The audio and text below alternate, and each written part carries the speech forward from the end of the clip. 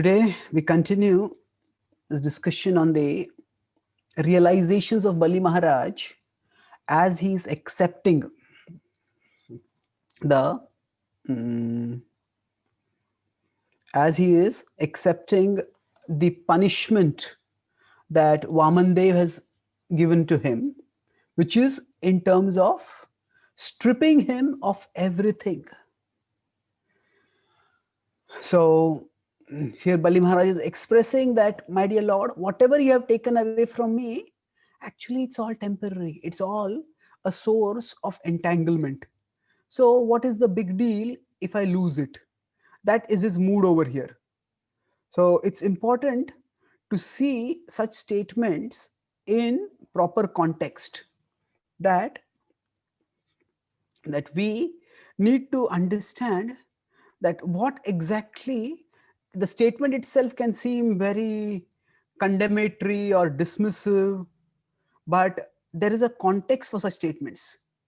And to the extent we understand the context, to that extent we can actually appreciate what is going on and why such statements are made. So, for example, here there seems to be a very strong condemnation of family life of one's spouse. Generally, the scriptures are written with they're written for all human beings, but what applies, say, for a wife, for a husband, the way that what applies to a wife, for a wife it can also apply to the husband. So it's not specifically critical of women or wives in particular. It's about the nature of material existence. And for a husband, it will be the wife who is the source of illusion, who can be the source of illusion. For the wife, it can be the husband. But still, even taking that into point, let's try to understand these prayers, these statements in proper context. So let's look at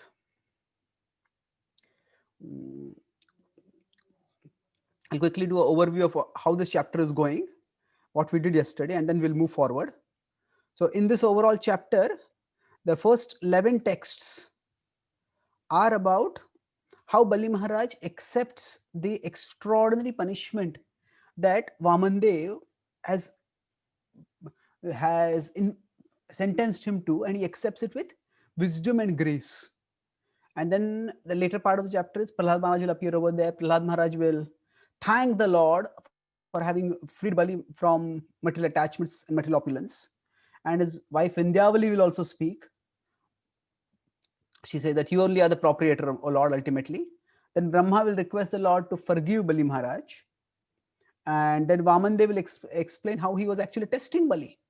And he'll say that he has passed the test gloriously.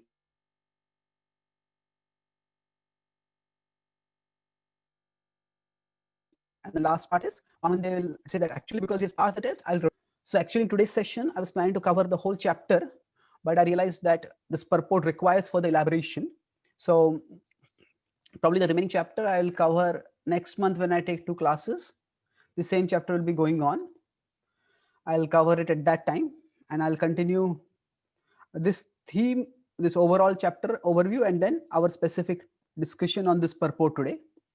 So I discussed yesterday about how the importance of fame and of honor, a word of honor, and how infamy caused by shame can keep people on the right track.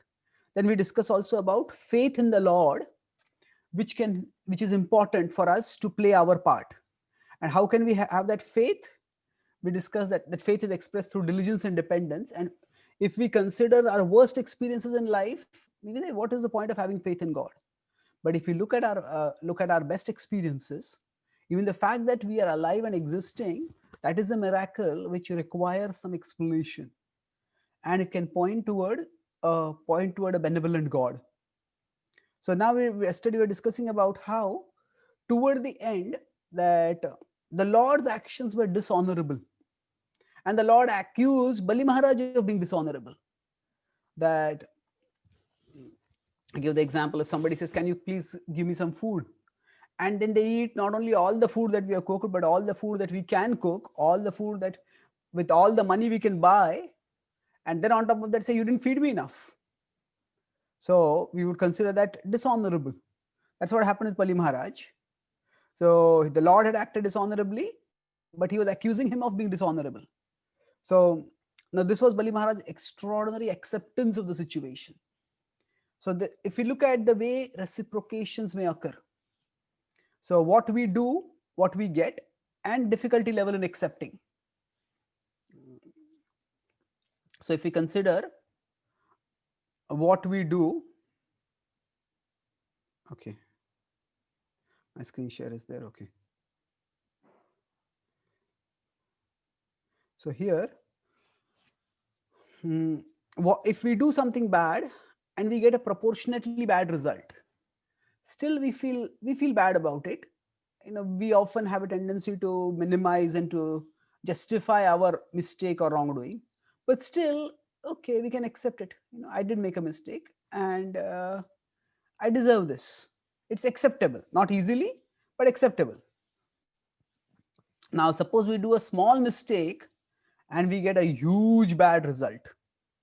That becomes quite difficult, because the disproportionality of the consequence feels very unjust. Suppose, say, somebody, while driving, we hit somebody's car, and then yes, we cause some damage to their car, and maybe we have to be fined for that. But if we are fined, say, 100 times of the damage that we caused, you'd say, hey, this is outrage, this is unfair, how can you do that?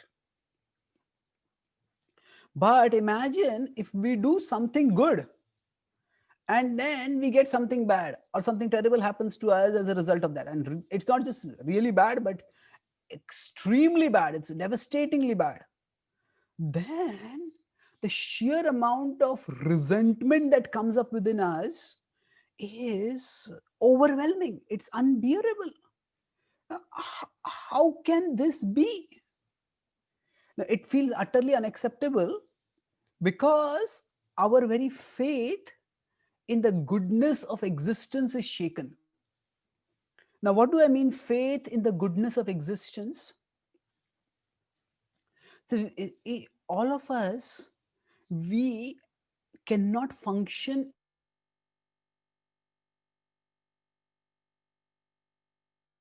without faith. In the 17th chapter of the Bhagavad Gita, 3rd, 4th, 5th verses, when Krishna introduces the topic of levels of faith, so the first thing he says is Shraddha Mayoyam Purusha, that everyone is made of faith. And Yoyat Shraddha so eva saha, that as one's faith is, so that person will become. So what do I mean by, what does the Gita mean when it says we are all made of faith? Somebody might say that I'm an atheist, I don't have faith, I don't have anything like faith. Well, no, it's not that simple. So if we consider faith, actually speaking, every single person has some faith. So we could define faith as that we hope or believe that something will happen in the future, but there is no guarantee that it will happen. So for example, now, when, especially say when we are teenage, in our teenage years, youth, or even in our middle age, generally the thing that gives us the energy to get up every morning and do something is that we hope that tomorrow can be better than today, and that we can play a part in bringing about that better tomorrow. In fact, that belief or that faith is foundational to the idea of progress. We talk about technology progressing, we talk about humanity progressing. So what does progress means? If we consider, progress means that tomorrow will be better than today, and it won't be automatically better. If we do our part, it will become better. So how can tomorrow be better than today? If we consider the whole world is either neutral or hostile to us, then it's not that we alone have the power to overturn the flow of the world. So the very idea of progress, which is ingrained in the modern psyche, it has this at its basis, this foundation in the goodness of being or the goodness of existence. Goodness of existence means that if we humans use our intelligence, we exercise diligence in what we are doing, then we can create a better tomorrow. And now how will that happen? That's the basic foundational faith in the goodness of existence. Now it may not happen for everyone, it may not happen all the time, but that is our foundational faith which gives us which gives us energy to move on. Now why should progress occur at all? Why should existence exhibit some basic goodness? Unless there is some some foundation for that goodness, unless there is a good God in ultimately overseeing the world, underlying the world, why should a goodness, why should existence exhibit goodness? We see that Prabhupada quotes the the worldview which results if there is no humanity or human intervention. It is simply survival of the fittest. It is the law of the jungle. The might is right. And yes, that is the law of the jungle. But is that the law with which we operate in human society? Well, sometimes, but it's rare that that is the principle by which we humans are of which we humans are proud of. What do I mean by that? Say, for example, now the COVID for the COVID pandemic, some vaccines have been developed, and when the vaccines if the vaccines are proven to be effective or shown reasonably to be effective, now it's a matter of faith whether they will work or not. And some people are ready to have that faith, some people are reluctant to have that faith. Whatever it is, suppose it were found that the vaccines do work, then who should be given the vaccines? We would say that those who are most vulnerable. It could be the frontline healthcare workers, it could be the elderly, it could be with those with pre-existing conditions, and the rest of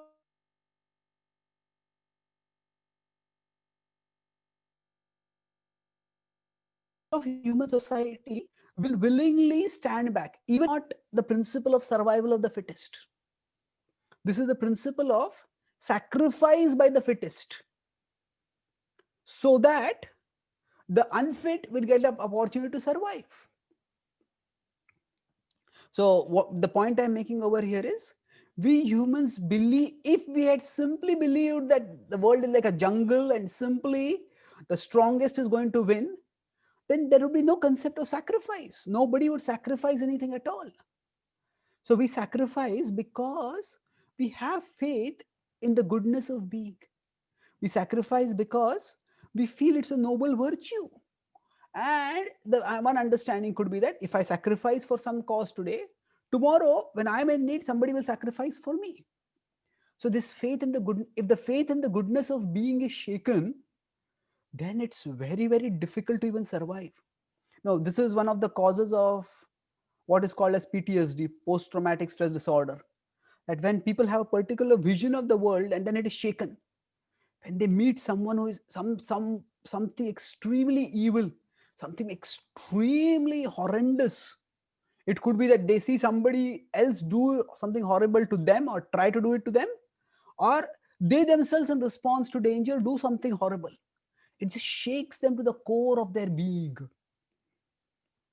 So now Bali Maharaj had this, I tried to act honorably, and the Lord has acted so dishonorably that I have been left penniless. How could this be? How can God act like that? It can at a very deep level shake and shatter one's faith. But that does not happen to Bali Maharaj. Why does it not happen? So first, the unreasonableness of his situation, if we understand, then we can understand the extraordinariness of his acceptance. So how does he gain strength? He gains strength from remembering Prahlad Maharaj examples. So he remembers he gains strength is that if we remember the example of great saints or great devotees who have gone through tribulations, we get solace and strength. So, solace means, let me explain this. We get a sense of solidarity, of community, right? I am not alone in my suffering. Others have gone through similar, if not if tougher situations. Quite often, there is a physical, real component to our suffering, but that physical component is aggravated by our minds, by the mind, the story that the mind tells us. And quite often, when we are suffering, the mind keeps telling us, this is so terrible, life is so unfair, look at him and look at her, they are so happy, why is this happening to you, you know is God against you? Oh, this is terrible. So the mind story can make the problem worse than it needs to be, or at least can make our suffering because of the problem worse than it needs to be. I write on the Gita every day at geetadaily.com. So an article I wrote some time ago was, life determines our problems, our mind determines the size of those problems. So we can't wish away the problems and say that it's all a mental construct. No, there are real problems in life. But the size of the problem, it depends on how we see it, what kind of story our mind tells us. So if we start feeling, I alone am suffering like this, I alone am suffering so much, the suffering becomes unbearable. So then we need to, we get solace. Yes, others have also suffered in the past. And when I am suffering, it's not that this is unprecedented. So that's solace. And Bali Maharaj also gets strength by remembering Prahlad's example. So what is the strength over here? So great devotees,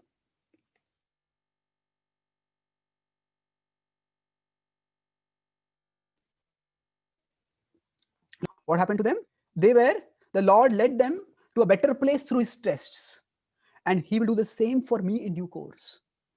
So one is accepting the situation right now that I am in, and then hoping for, expecting or hoping, praying for something better.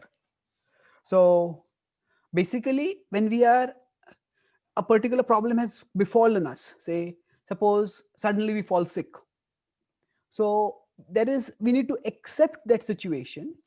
Accepting is one part of it. And then expecting, what are we expecting? Okay, maybe it will become worse before it becomes better, but we have some positive vision of it.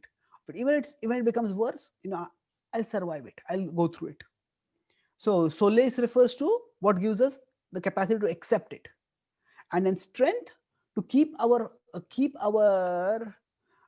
heart unshaken, and to keep our steps steady even amid those sufferings.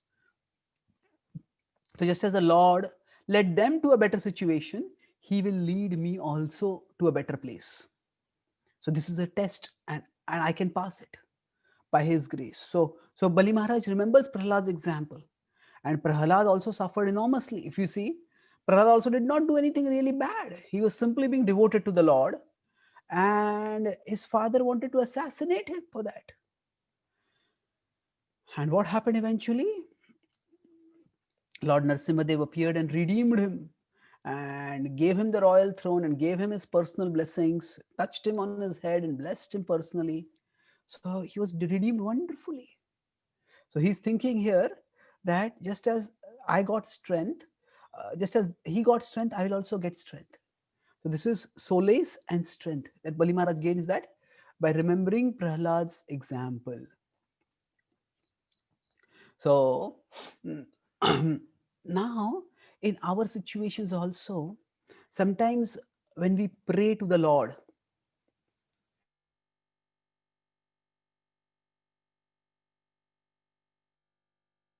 and our prayers, why are the prayers not being answered? I'm praying so fervently, it's intense prayers, but still this problem is not going away. So actually there are two aspects. One is release from the problem, and the other is relief amid the problem. So if we want the problem to go away, it may or may not go away in spite of our most fervent prayers. But if we want relief amid the problem, relief amid the problem is there, but it doesn't torment us so much. Then that is possible if we become absorbed in the Lord. So that relief comes in the form of solace and strength. But to gain that relief, we need to have the right vision. So our vision shapes our determination. In every situation, we tend to see what is it that we are gaining and what we are losing. So now, if we are facing a material tribulation, say if we fall sick, or in the case of Bali Maharaj, he was the emperor of the universe, and now he has lost everything. So he can look at what he is losing, or he can look at what he is gaining. I may say, what is he gaining? There's nothing absolutely that is gaining. Everything is losing. And that requires education.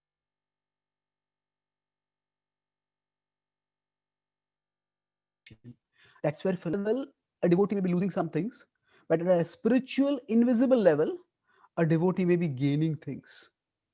And to understand that, it's important for each one of us to have that Shastra Chakshu, to have that spiritual vision. What is that spiritual vision? So, what we are losing? So, okay, in the case of Bali Maharaj, the many material things we gave our life to attain, that's what he is losing. But what is he gaining? The opportunity to appreciate and acquire the only thing that lasts, that is our loving relationship with the Lord. So when we are receiving something, we need to value that. Oh, this is valuable. And when we are losing something, we need to be ready to devalue that. Not devalue in the sense of denigrate or condemn, or recognize, okay, no, I thought this was very valuable, but now that I'm losing it, yeah, it's not that big a deal. What I'm getting is much, much more valuable. So then that way our determination can be sustained.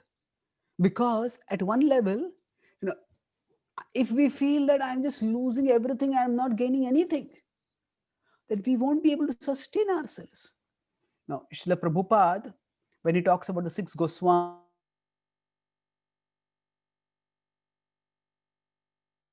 of Vrindavan, and he gives very influential people. They were the Prime Minister and the Finance Minister in the kingdom of Nawab Hussain Shah, the ruler of Bengal at that time. And they gave it all up, Kupina Kanthashrito.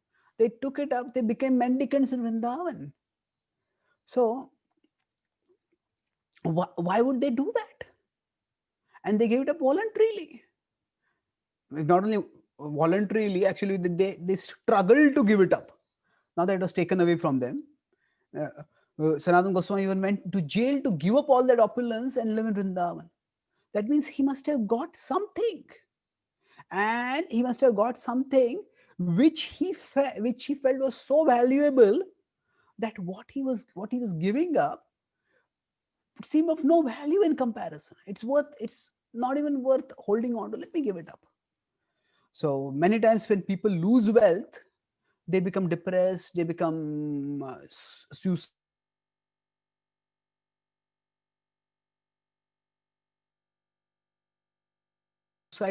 they feel that is what my life was all about and I lost it. Built. Why? Because their vision was not fixated on what they were losing, but their vision was fixed on what they were gaining. So similarly, we have to see that if we face situations of loss in our lives, let's try to see what is it that we are gaining, not just what we are losing. If we can do that, then difficult, but it's relatively easier to accept. And in this light of what we are receiving and what we are losing, let's now look at Bali Maharaj's statement. When Bali Maharaj is saying that, oh, the family members are just like plunderers who take away the wealth, the wife or the spouse is just like is someone who simply expands material existence and perpetuates us, our bondage. Now, when he's losing those things, it is better to see them in perspective. Yes, these are entangling, and losing them is no big deal. However, I haven't seen, as far as I have read in scripture, anybody telling, any character telling their spouse or children or family members, that in their face, that you are like predators who are stealing my money, you are perpetuating my material existence. No.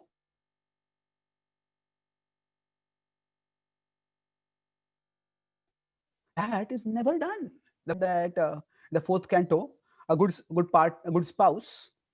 Again, I said the Bhagavatam talks from the male perspective, so it talks about a wife, but it is, the message may be addressed to a particular gender, but the message itself is universal. It's not gender specific. The language may be gender specific, but the message is gender neutral or gender universal. So it says that a wife is like a fort who protects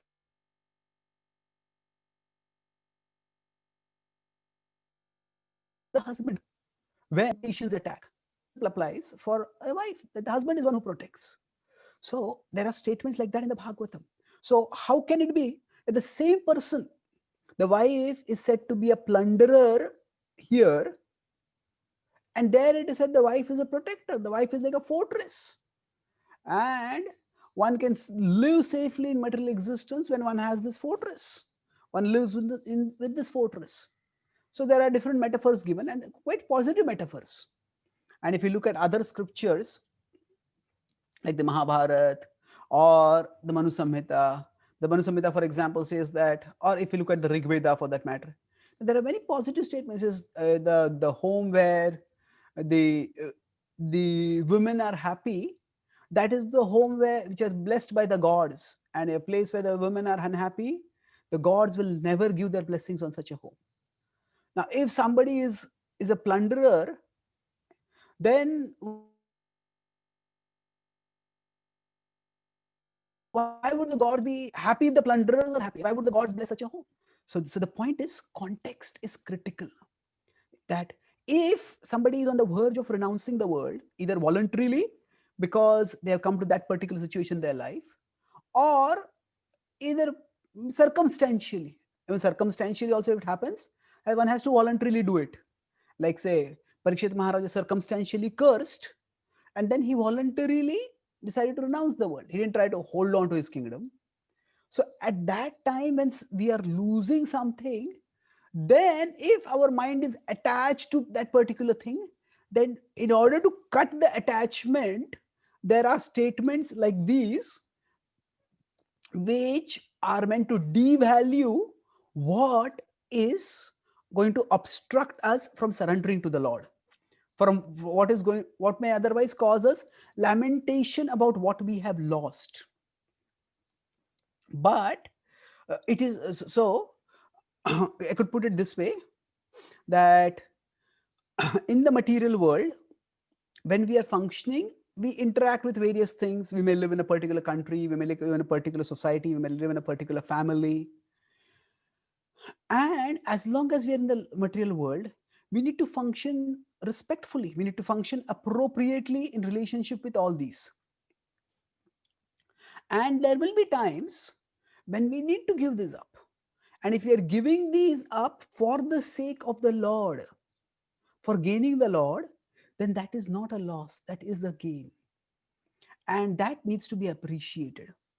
So Bali Maharaj is at this situation from the perspective of the ultimate reality and the ultimate shelter. Everything else needs to be seen in that light, and everything else needs to be given up if required. And when it is to be given up, we need the appropriate vision. And that appropriate vision is this kind of declaration of detachment, that, oh, everything is temporary, everything only entangles, all these things simply entangle us, they simply delude us. So it's I'm better off without them. But this is a statement at a particular time, in a particular level of particular stage in life, at a particular level of consciousness. For most people, we are not necessarily at this situation in our life, And for most of us, the way we grow, if you consider the expansion of our consciousness from, say, self-centeredness to selflessness, to through service towards selflessness, how does it grow? Say, if I'm always thinking about myself, then if I have a family, then the family forces me to think about someone other than myself. So especially if a couple have children, then you just have to put the children first, especially when the first few years, the children are utterly dependent. And it is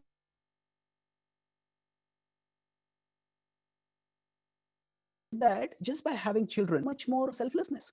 Literally, one learns service attitude. Now, we may say it is my child, and that's why it's self-centeredness, extended selfishness. I will not do that for another child. That's okay, and that is true at one level. But another level, if somebody were just spending their time watching TV and playing video games and maybe doing drugs, and instead of that, now they're taking care of another human being, that is a significant step up for them. So if we are at a level where having a family, being a part of a society, belonging to a particular country, that inspires us with a certain level of service attitude. Yes, this is my responsibility, I have to do it. And that gets us out of our shell of self-centeredness, then that is good for us. So I'll conclude this point with an example, that imagine there is a parent who has, say, two kids, and one kid is just scrapes through the exam. So if 40% is the passing marks, this kid just gets 40%. And say there's another kid who is very clever, and this kid normally gets 100% marks, and today both of them have come with the results, and say both of them have got 70%. And now their parent, their father may, the 40% kid, he may say, well done, bravo. And for the 100% kid, you say, what have you done, shame on you. Hey, what's going on, we both got 70%. No, but for you who are getting 100%, 70% is a big step down. And for one who was at 40%, 70% is a big step up. So what is good and what is bad depends on context. So for example, so what am I referring to? 40 in our context, 40% is a person who lives a completely self-centered life. I'll do what I want, when I want, how I want. If I want to eat this, if I want to go to this party, I want to play this game, I'll do whatever I want. I don't care for anyone else. So there is no service attitude in that life. It's complete pandering to one's mind and senses. But say somebody is taking up the responsibility of family and serving in that family, or we could say, let's keep it to family, but it could be applied to community, society, or nation also. Then for a person who's at 40%, to actually take up a job, keep that job, earn sufficiently, do the family responsibilities, that is a step up. They're coming to the level of 70%. And that is creating some amount of sacrifice, self-service attitude, and selflessness within them. And then if you say 100% is a person who does everything simply for the Lord. So Bali Maharaj is at 70%, and now circumstantially he is being pushed to rise to 100%. And from the 100% perspective, 70% is not so great. In fact, it's poor. But for somebody who's at 40%, 70% is fairly high up. So we may read statements like this. So we may be at a stage where we need to rise from 40% to 70%. We need to take up our family responsibilities. We need to basically do something to come out of ourselves. And so for us, we may hear minimization of the 70%, we may think, hey, this is all entangling. Or somebody who is at 40% may imagine, I'm not attached to family. No, that is not detached. What you have, if somebody is at 40%, what they have is not detachment. What they have is irresponsibility. So detachment and irresponsibility are two very opposite things. And we shouldn't equate the two. So for somebody who's at 70%, to help them to rise to 90%, to 100%, these statements are important.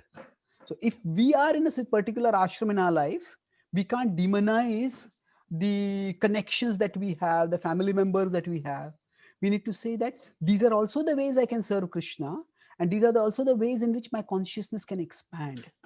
And yes, there in future there'll be a time when I will have to rise from 70% to 100%. And I appreciate these statements.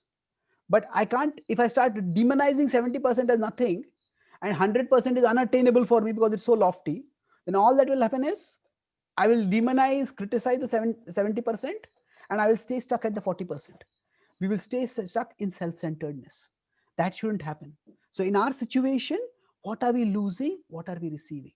So through our family responsibilities, through our social responsibilities, if we are learning some amount of self-centered, selflessness, some service, then that is good. Yes, we all would like to rise to 100%, but in rising toward 100%, we may all need particular steps, and we need to respect those steps and move forward accordingly.